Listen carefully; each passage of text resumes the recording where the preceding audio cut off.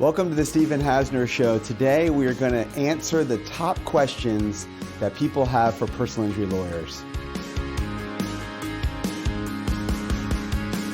Question number one, do I have a case? So there are a lot of factors determining whether you have a case. For an auto accident, it's obviously important that the other driver is negligent for the accident. It's our burden to prove that. In addition, it can't just be property damage. Yes, you could have a property damage only claim, but there has to be a personal injury involved, meaning you've had to have been injured because of the accident. So getting medical care, having medical bills involved to support damages for the case is necessary to have a case. So for workers' compensation, you don't have to prove negligence. You just have had to have an injury or an accident that arose out of in the course of employment. So as long as you're an employee injured on the job, you can recover workers' comp benefits. If you have a question whether or not you have a case, you can obviously contact a personal injury lawyer. We have forms on our website. You can call us, talk to our intake team, and we can determine whether you have a valid case. Question number two, how much do you cost? Okay. The beauty of injury law, there's no upfront cost to obtain a consultation. We don't bill by the hour. We are called contingency fee lawyers. So we only recover on the case an attorney fee.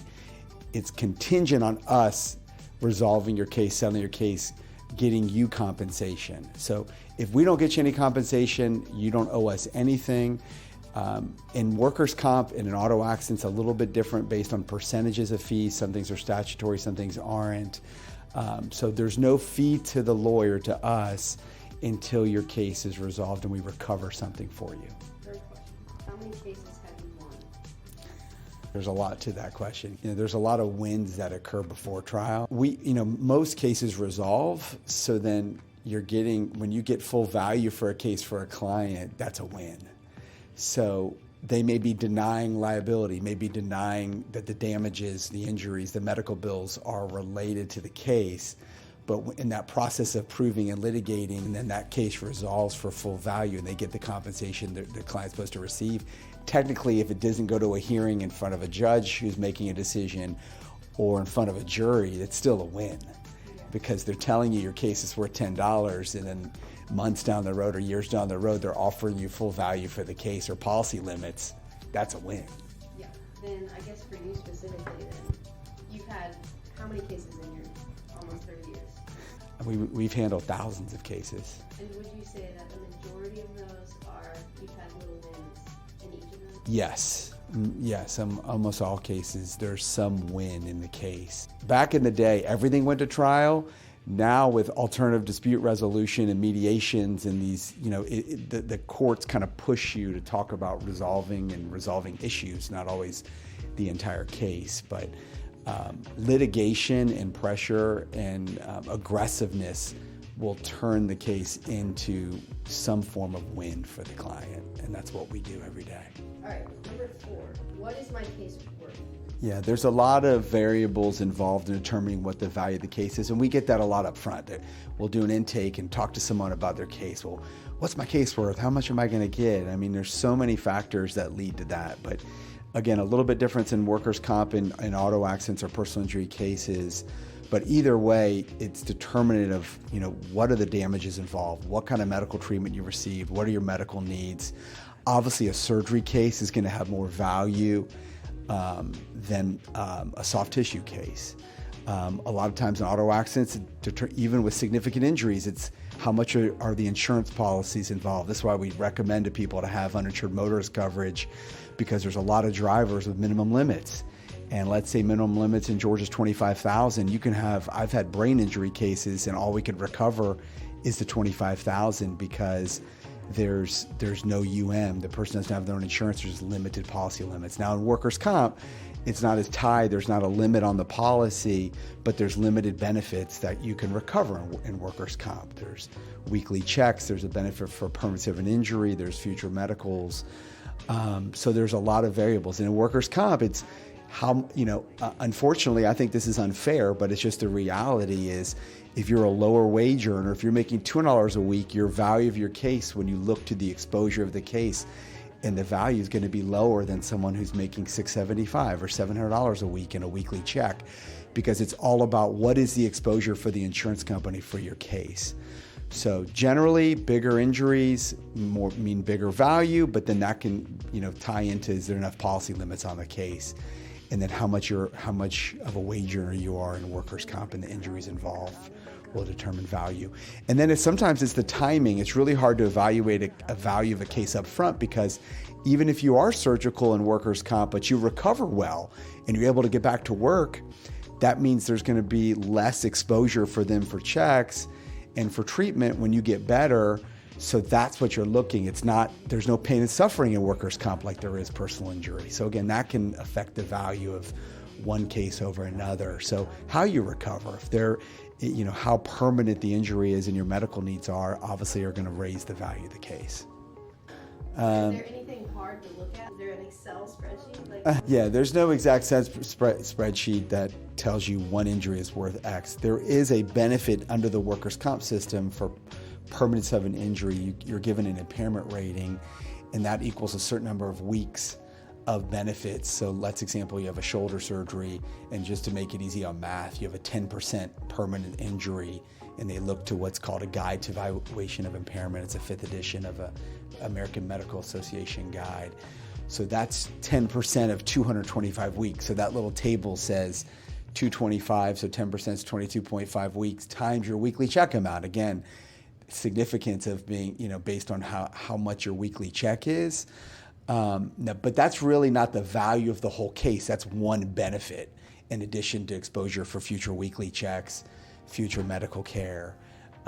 But in personal injury, it's just that is not a particular benefit.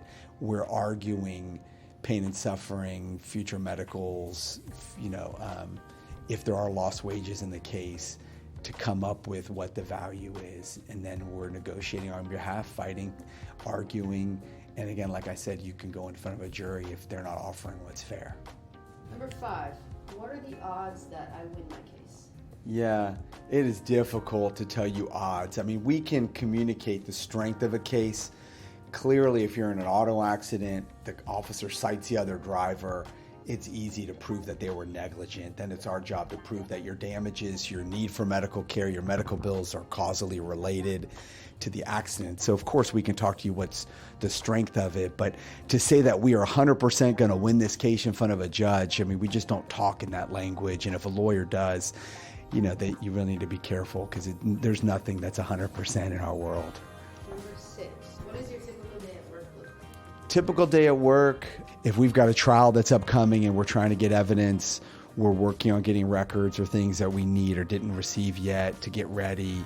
Scheduling things for the clients. So it's a lot of it's based on the busyness of that schedule. When it comes to upcoming trials or mediations and preparing for those, there's phone calls, obviously, communication with the client, making sure they're informed about their case. We like to block time throughout our days, and we recommend that for attorneys and paralegals, because it's really hard to get anything substantively done on a case, whether it's writing a motion, writing a brief, writing a questionnaire to a doctor, writing demands, that you're blocking time when you're actually talking to clients so you can get the substantive work done on your behalf, because you can literally spend all day on the phone and then never get anything substantively done on the case. There are a lot of meetings that we're having. We do case reviews all the time with our paralegals.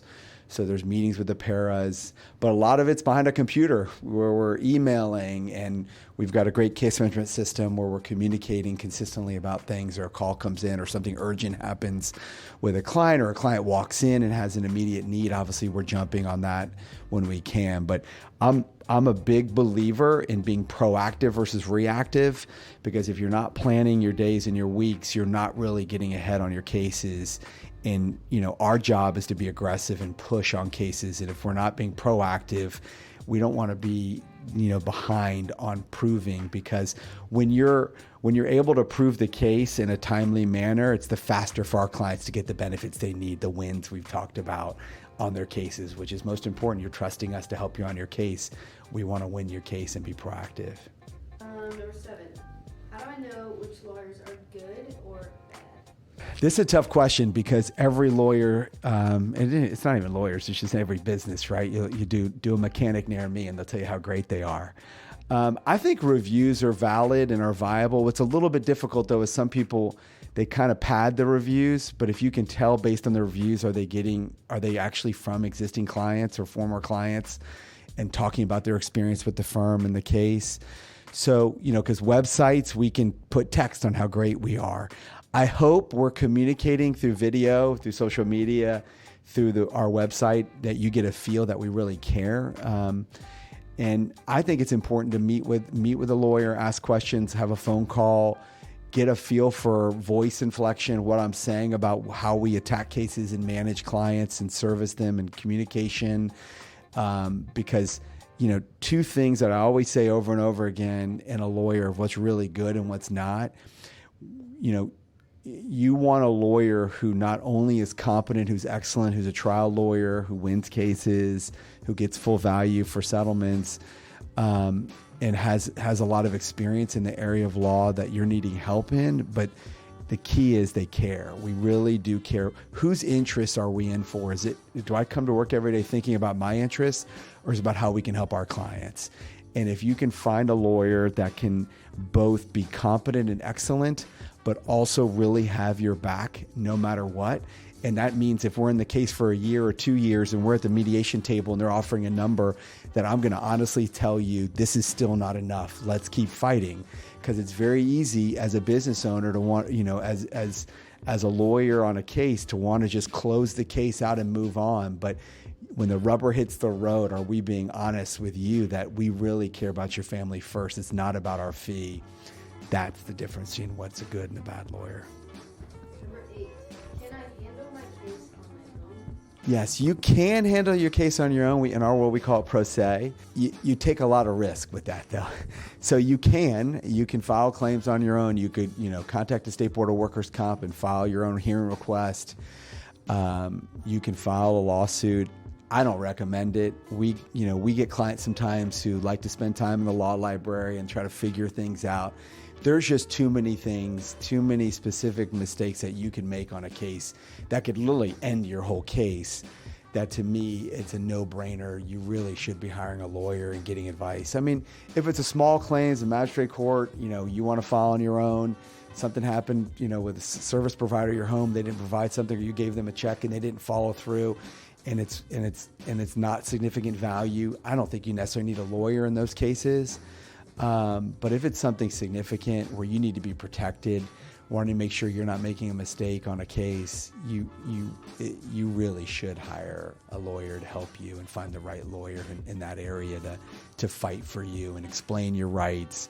We're very big on in the process. It's not just us running with your case. You're the boss. It's your case, that you're informed. You know what your rights are. You know what the plan is on the case. When new evidence comes in or new information comes in and we adjust that plan, that you're involved in that process.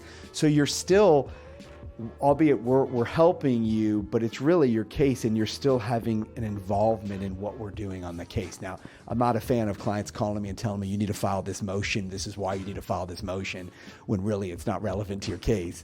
I don't mean that level, but to a point of you agreeing to the plan and giving authority all the way through sending a demand and negotiating. It's, again, your case. We take that very seriously. Number 9, can I fire my attorney if I don't like how they handled something, and will I have to pay for their services done beforehand? 100%. You are the client. You are the boss. When you sign our contract, it's even language in the contract that gives you rights to terminate our services. If you are not happy with something from a lawyer that's representing you in any area of the law, you 100% have the right to terminate that lawyer and find another lawyer.